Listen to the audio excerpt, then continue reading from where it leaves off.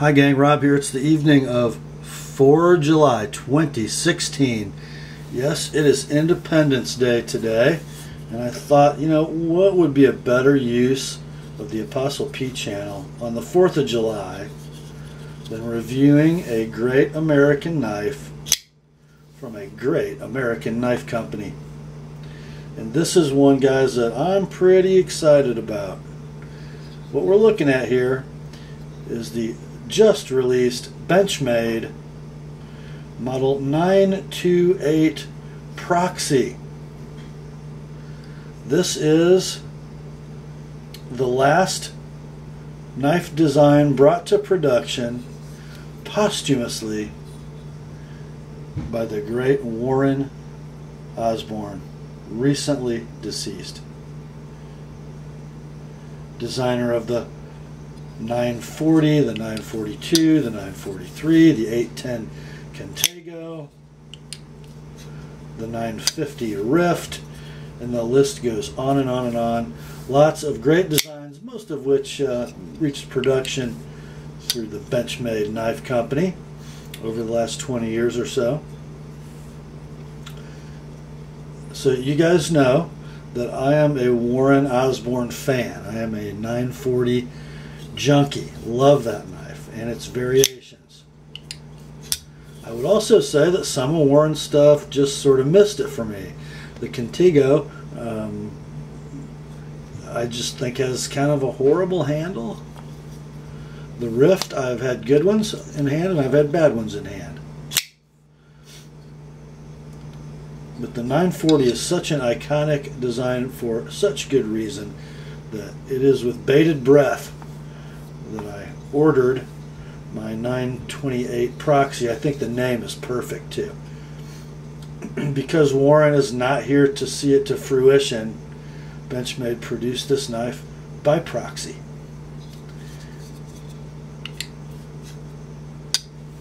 So what do we got here? Well, we have a rather large tactical knife. It is a titanium frame lock with an integral G10 scale and backspacer, very much like a Strider SNG or SMF. The propulsion method for deployment is by flipper. Now, if you saw any SHOT Show booth reviews that featured this knife, you'll know that Benchmade was very careful to point out that these are not thumb studs. They are stop lugs.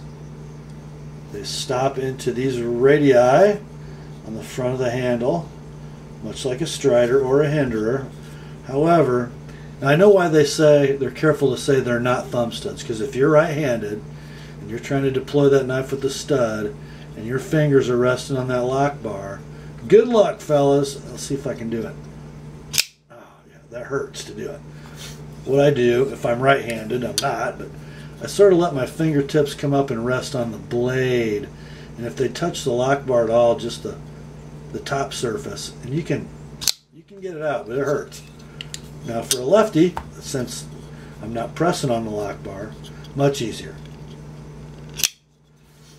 But that's not the design deployment method of the knife. This is. Ooh, it's a flipper, and it's a pretty good flipper. Interesting flipper tab, I think. It's not super long, but it's not hook shaped, and it doesn't have a flat on top. It's just kind of different. You can see it's, as you look at the knife, it's maybe at 12:02 o'clock. So you're not going to push button that flipper because you're pushing straight down into the pivot. It's a light switch flipper, and if you sort of bring your finger up on the tip, you can generate a lot of speed because you have a long lever, unless you hit your tripod. Or if that becomes uncomfortable, because that's kind of a small surface area in the meat of your finger, you can sort of slide your index finger up into the slope or the radius, and you don't generate as much speed, but it's a lot more comfortable. Flipping action on this knife is really quite good.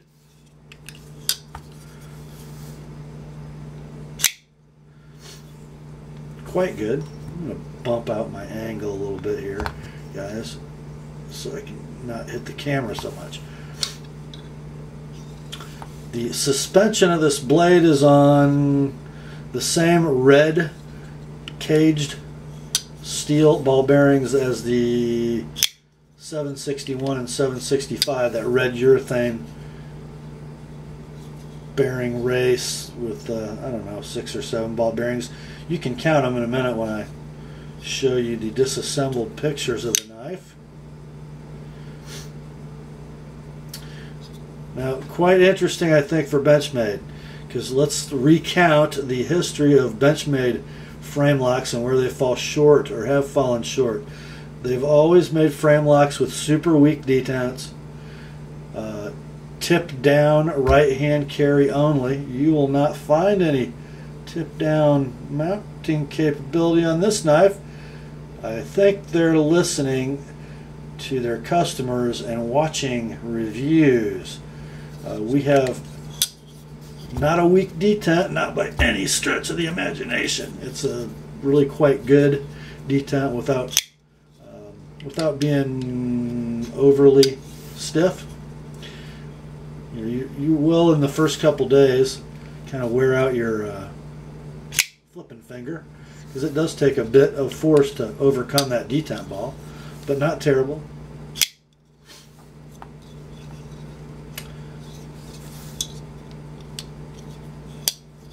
Nice free dropping blade, as you'd expect with ball bearings. I wouldn't call this knife super smooth, but it's pretty smooth. You can still feel those bearings rolling around a little bit, but you know, that sort of goes away with break-in. Let's talk about dimensions, shall we? We have a blade that's 3.8 inches long. Let's call it 3 13/16. A handle that's about 5 1/16 inches long.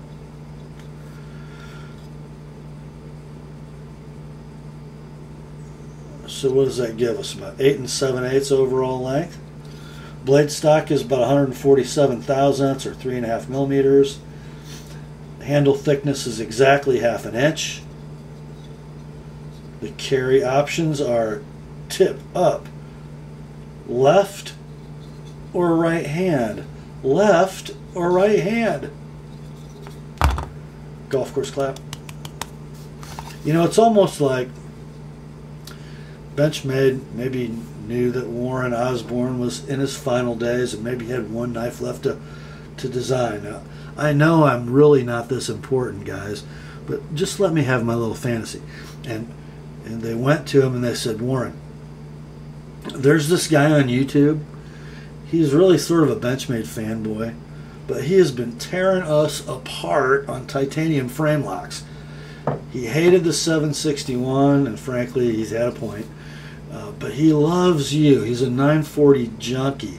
Could you design us a titanium frame lock, ball bearing flipper with super sweet ergonomics, a very functional blade that has good solid lockup, and by the way, when he closes it, it needs to not require a double clutch to get the flipper past his thumb. And then, of course, last but not least, I know a lot of guys don't like it, but this one guy, he loves the split arrow clip. So could you design it with a split arrow clip?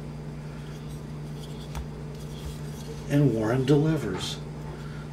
It's like he made this knife just for me. We know he didn't. Now, I don't love everything about it. There are still some things I think that could use a little work, maybe need to be rethought a little bit. But by and large, the 928 solves all the problems Benchmade has ever had making frame locks, liner locks, and the like. Okay, let's sort of get a size comparison between the Proxy and the gold standard, the Chris Reeve Large Sabenza. Yes, I said the gold standard. The Proxy has a little bit longer handle. It does have a little bit longer blade.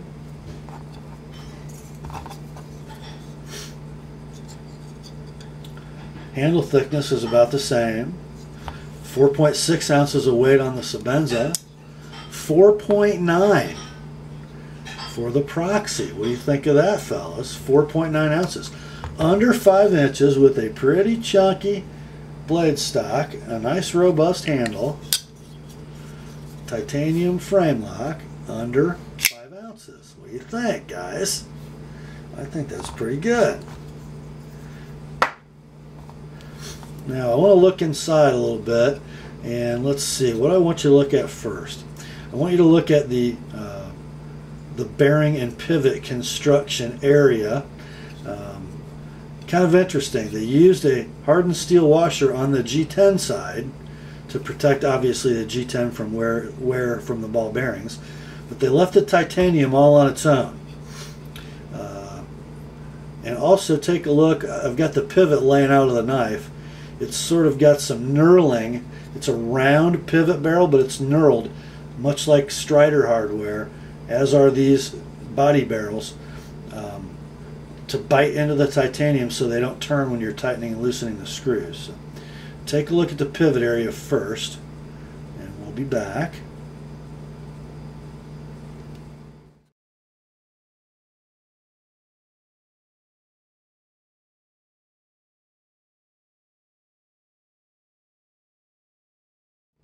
Okay, the next thing I want you to look at is this little device. I've got a hole for a detent ball, and I got a screw, and I got what looks like a hex nut on the opposite side of that screw. What that is, they've used their monolock design, which used to have a hex faceted stop pin that basically wasn't very good. They've still got an adjustable lock position, but they're using the adjuster, the hex nut, as the lock bar insert. So take a look at what that looks like disassembled. We'll come back and talk about it a little bit.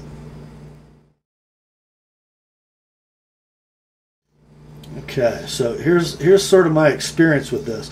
Now, I've had this knife just about a week, and it really hasn't left my side because I wanted to spend some time with it, and as it broke in, give you some impressions. Now, here's what I've discovered about the lock bar, the lock face, the adjustability, and how it performs.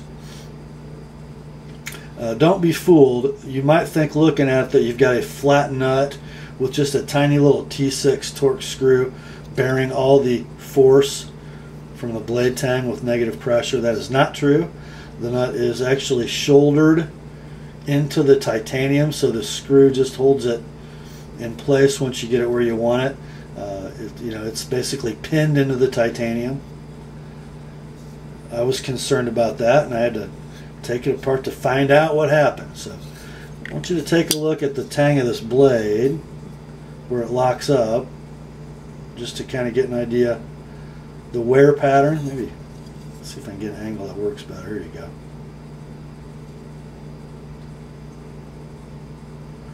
There you go. So best I can tell, and I have adjusted this, what it kind of wants is for you to move the adjustment fixture, the device, the hex nut, to the facet that gives you the desired length of lock engagement. Now I've got this one sitting at about 20 to 25%, which you guys know that I like sort of deeper lockup, but there's a reason for that I'll get into.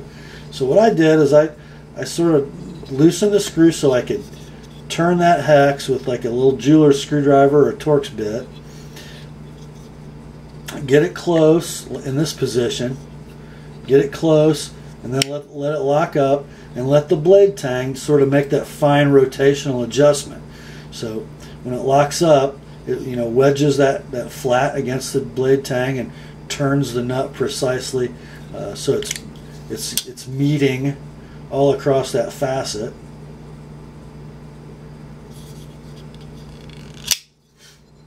And then once you're there, you let it lock up and then tighten the screw down.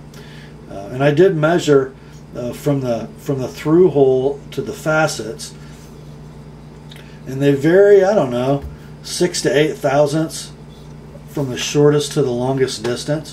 When I got the knife, it was locking up at about 50%. There's a reason I didn't leave it there, and we'll talk about that right now.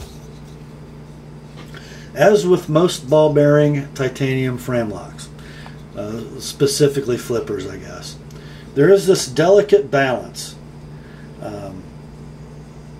between lock bar tension, detent strength, and action of the knife. So here's what I mean by that. If the lock bar has too much tension on it, especially with sharply protruding detent balls, a couple things happen. Very difficult for a right-hander to flip if he has any pressure on the lock bar, because he can actually lock the knife closed. And this one, I think, I can still open it, so that's perfect. If you get too little lock bar tension, you can end up with lock rock or lock slip.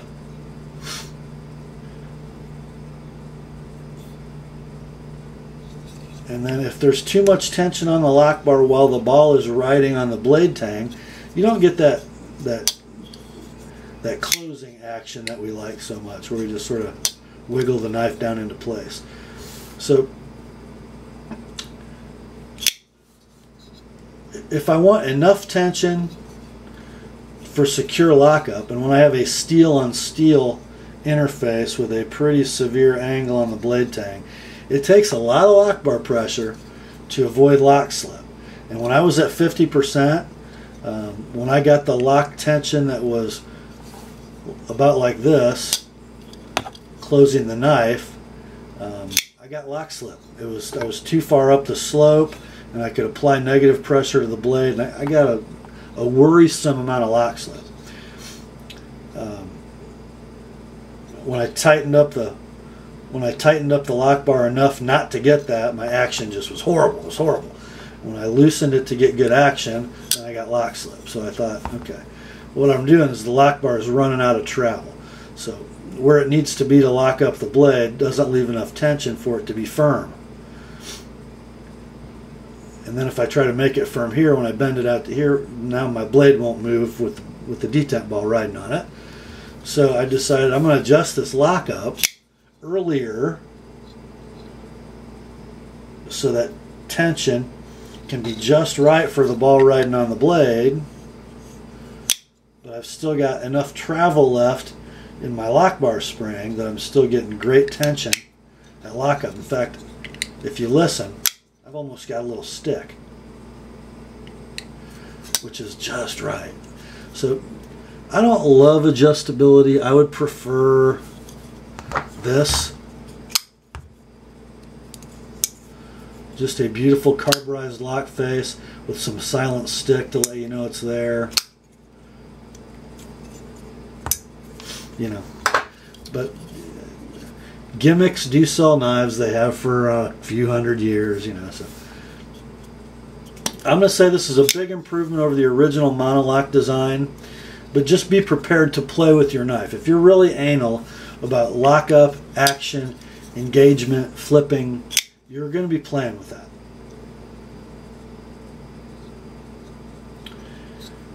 Okay, I'm going to tell you full disclosure, although I do like the knife, I had a hardware issue. Actually, I had a Loctite issue.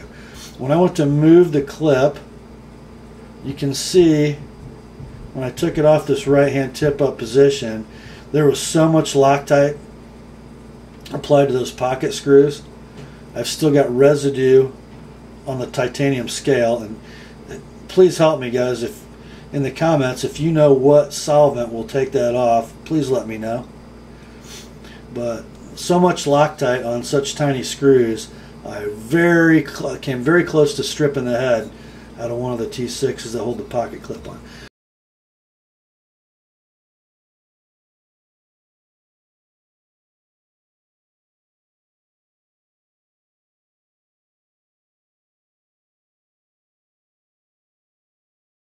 Just a little engineering FYI, knife manufacturers.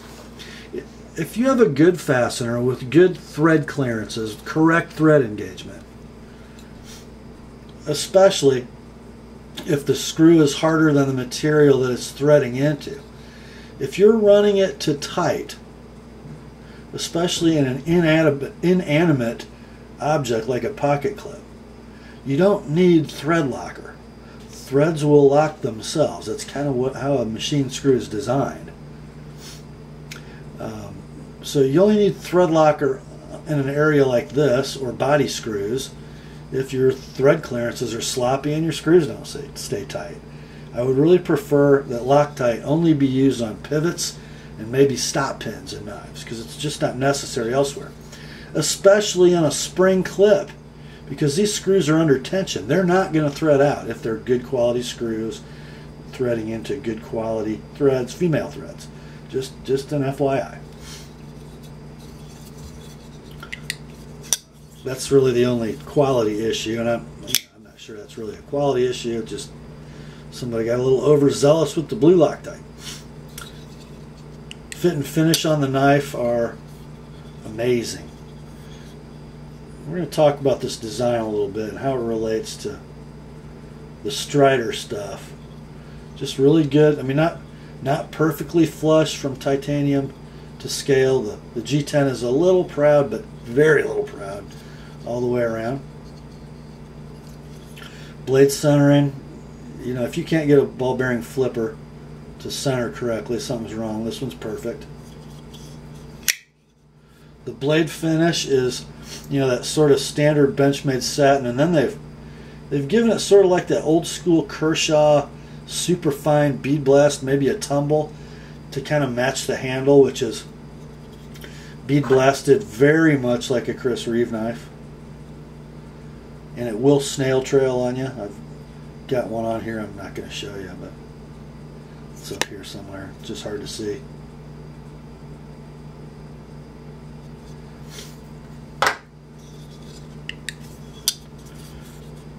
I wasn't sure I liked the bright pocket clip. It is sort of tumble polished, I guess I would say. It's kind of hard to match a finish.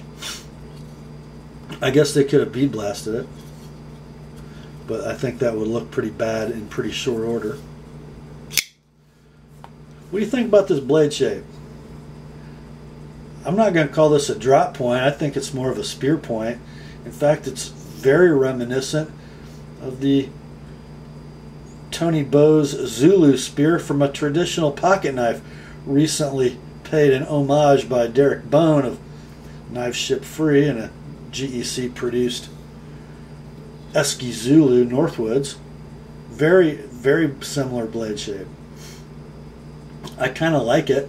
It still gives you a straight ahead point, you know, almost straight down the blade if you drew a line from pivot to tip, right down the middle of the blade. So it's going to be a great stabber, but not a scary looking knife, even though it's rather large. Great utility. We've got enough belly forward for slicing capabilities. And then how about how we executed this area of the knife? Tell me Benchmade's not listening. Not only did they use Strider construction, knurled female body screw female cups, the tripod lockup system, you know, lock bar to blade tang here, and then 1-2 lugs, which gives you super secure lockup. Never have any side-to-side play with a design like that. And if you look, we are making contact with both G10 and titanium. It's great. And a finger choil followed by some flat that actually engages the G10 backspacer just like a Strider as the closed stop mechanism. And then we've got a radiused plunge grind, kind of a long swoopy plunge grind, followed by a sharpening choil.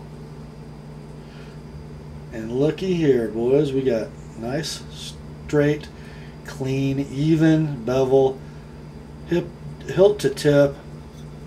I will say this blade is ground just about as thickly as I would like. Wouldn't want it to be any thicker. You've got flat grind from about 2/3 of the height of the blade down, so a saber ground blade. Good distal taper, so you got uniform thickness behind the edge. But it's kind of thick. This is sharpened at 17 degrees per side with a tiny 20-degree micro bevel. I gotta tell you though, guys, I only sharpened this knife brand new because I'm a sick man. The last 3 Benchmades I've purchased, yeah, 3. The carbon fiber striker, the knife ship free exclusive, the 550-1 Griptilian, and this knife, all were very symmetrical, very sharp, a little toothy out of the box. Benchmade is doing their best work on edges ever right now. This one was no exception. The blade steel, I don't think I've bothered to mention yet, is CPM 20 CV. That is the old Latrobe Duratec 20 CV now. Property of Crucible. A near twin to M390 by Bowler and CTS 204P by Carpenter. One step older in level of technology from those two steels is 20 CV, but Benchmade, as usual, is doing a superb job with its heat treat. I have thrashed this knife and my 550 grip over the last couple weeks, cutting strap ties, blister packs, which, you know, they pull an edge sideways, and any steel that's chippy will be exposed in that kind of use. Lots of cardboard cutting, a little bit of wood. This stuff takes a great edge, super great edge, and holds onto it, and apparently is not chippy. Ergos, last thing, because it's really one of the best things. Get her in a good flipping position, flip it open, and the knife just nestles into that Strider grip for hard push cutting, and man, there's not a hot spot anywhere. That saber grip using the forward choil is amazing. If we back up, we can sort of squeeze into that 1.5 finger choil that's actually very comfortable, not too pointy, to get kind of a stabbing grip, or we can back up to get some reach. You know, it just kind of depends where we want to be. All 3 saber grips, you know, forward in the main choil, forward in the forward choil, or backing up on the knife a bit, all really comfortable. This swell right here, you know, if you kind of went around, if you didn't have this scallop right here, and you just let this radius meet this, you'd have a Strider handle, wouldn't you? Okay, let's talk about the hammer grip. Pretty good, but I will say this, you're kind of far from where the cutting edge starts. This hammer grip, better. Look how the finger just wraps around the front of the scale. Unbelievable control in that grip. Draw cut grip is very good. The reverse grip is money. And the vertical draw cut grip, really good. Flipper touching my finger, but not uncomfortably so.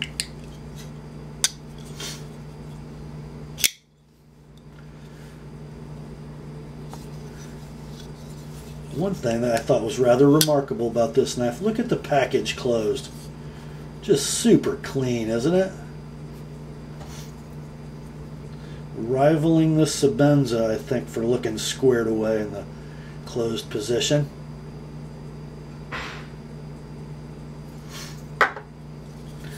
I really was sort of, I don't know, on the fence about this knife's looks when I saw it in pictures, even in person. You know, it's not it's not striking. It's just sort of classic. Sort of Osborne-esque texturing, different planes and radii in the handle, the 2 big scalloped cutouts on both sides. That's very Warren Osborne. But the blade isn't very Warren Osborne. But boy, does it work well. These are getting a little scarce, guys. This first production run of 1,000 pieces. As of the making of this video, I think GP Knives and Knives Ship Free have them in stock.